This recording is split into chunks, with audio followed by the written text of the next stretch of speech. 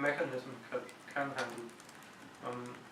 Of course, in many cases, it won't have such information, or it didn't derive something like that. Then it has to apply reasoning.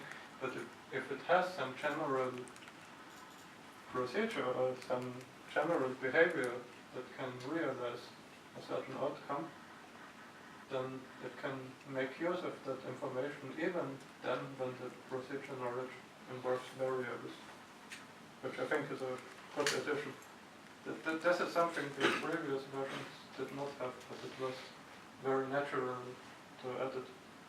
It's very similar to how we extended questions to allow for question variables, for instance.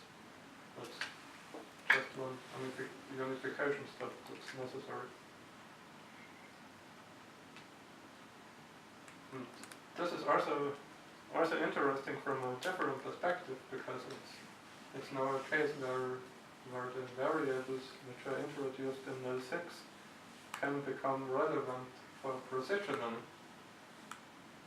And this is something I wanted to have.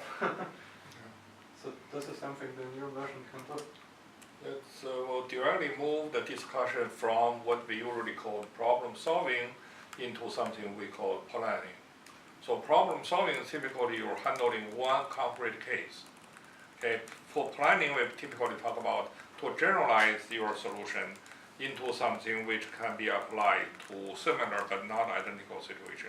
So in planning you will need a lot of variables. You say if such a thing with a certain condition, under certain condition we can do blah blah blah blah, and then to turn it into something else or something like that. So clearly we are going to move in this kind of direction. So to generalize from concrete light 1, light 2 into whatever satisfy the condition. Yeah.